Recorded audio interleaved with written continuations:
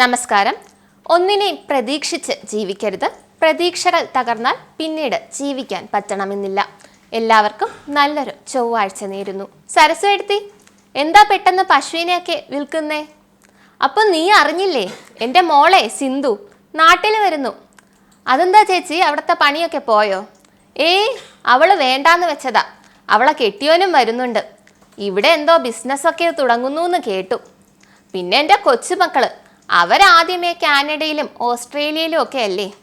പേരൂർക്കടയിൽ അവരെ 2 നില വീടില്ലേ, അവിടെയാ താമസിക്കാൻ പോകുന്നേ. അപ്പം അതാണ് പശുവിനെയൊക്കെ പെട്ടെന്ന് വിൽക്കുന്നത്. മോള് വിളിച്ചോ കൂടെ ചെല്ലാൻ? വിളിക്കണേ എന്തിനാ? സിന്ധുവിനെ നിനക്കറിയാവുന്നതല്ലേ.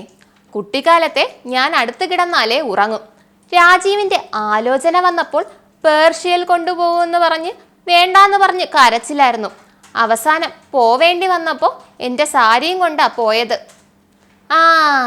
അതിനുശേഷം നാട്ടിൽ വന്നപ്പോൾ ചേച്ചിയുടെ അടുത്ത് ഒരു ദിവസം പോലും നിന്നത് എനിക്ക് ഓർമ്മയില്ല. പോടി, അതെൻ്റെ കൊച്ചിന് പ്രാരാബ്ദമൊക്കെ ഉള്ളതല്ലേ, അതുകൊണ്ടാ. ഇതങ്ങനെയല്ല, എല്ലാം ഉപേക്ഷിച്ച് വരെയല്ലേ എൻ്റെ മോള്. എന്നാലും ചേച്ചി, സിന്ധു കുഞ്ഞ് വന്നിട്ട് പോരെ ഇതിനെയൊക്കെ വിൽക്കല്? അവള് വന്നാൽ പിന്നെ സമയമൊന്നും കിട്ടില്ല. വിറ്റില്ലെന്ന് പറഞ്ഞ് എനിക്കായിരിക്കും വഴക്ക്. നീയല്ലേ വാങ്ങണത്, നീ ഇവരെയെല്ലാം പൊന്നുപോലെ നോക്കുമെന്ന് എനിക്കറിഞ്ഞൂടെ? ശരി. സരസ്വ അമ്മ പശുക്കളെയെല്ലാം വിറ്റു. അലമാരയിലിരുന്ന കുറച്ച് സാരികളെടുത്ത് പെട്ടിയിൽ വെച്ചു. ഇത് കൊള്ളാം, ഇത് വേണ്ട. എൻ്റെ കുഞ്ഞിന് ഞാൻ ഇത് ഉടുത്ത കുറച്ചില്ല. മകള് വരാൻ ഒരാഴ്ചയുണ്ട്. പക്ഷേ അമ്മ ഇപ്പോഴേ ഒരുക്കത്തിലാണ്. ആകെയുള്ള വിഷമം ഈ വീട് വിട്ട് പോണമെന്നുള്ളതാണ്. പിന്നെ മകൾക്ക് വേണ്ടിയല്ലേ, സാരമില്ല. അങ്ങനെ ഒരാഴ്ച കഴിഞ്ഞുപോയി. നാട്ടിലെത്തുമെന്ന് മകൾ പറഞ്ഞ തീയതി എത്തി. നേരെ ഇവിടെ ആയിരിക്കും വരുന്നത്. ഒരുങ്ങിയിരിക്കാം. രാവിലെ തന്നെ ഉടുത്തൊരുങ്ങി സരസ്വ അമ്മ ഇരിക്കാൻ തുടങ്ങി. സമയം ഒരുപാടായി. വൈകിട്ടായിരിക്കും വരുന്നത്. അവർ കാത്തിരുന്നു. രാത്രിയായപ്പോൾ മകൾ ഇന്നിനി വരില്ല എന്ന് മനസ്സിലായി.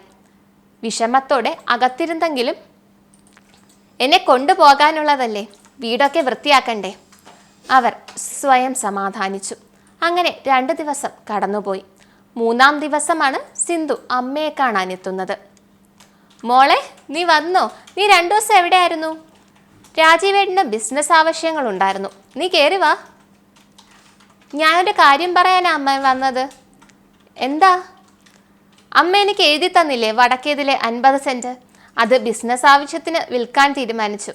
അമ്മയ്ക്ക് എതിർപ്പൊന്നും കാണില്ലെന്നറിയാം, ഒന്ന് പറഞ്ഞെന്നേ ഉള്ളൂ.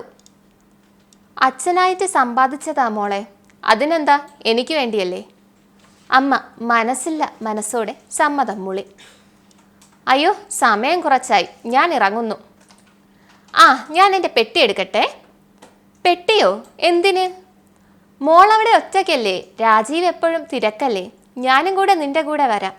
അയ്യോ വേണ്ട, ഞങ്ങൾ എപ്പോഴും തിരക്കാ. അമ്മയെ നോക്കാനൊന്നും എനിക്ക് സമയം കിട്ടില്ല. അമ്മ ഇവിടെ തന്നെ നിന്നാ മതി.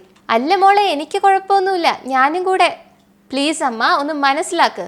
ഞാൻ വേറൊരു ദിവസം ഇവിടെ വന്ന് നിൽക്കാം. അതും പറഞ്ഞുകൊണ്ട് മകൾ ഇറങ്ങി. ആ അമ്മയുടെ കണ്ണുകളിൽ നിന്ന് കണ്ണുനീർ പൊടിയുന്നുണ്ടായിരുന്നു.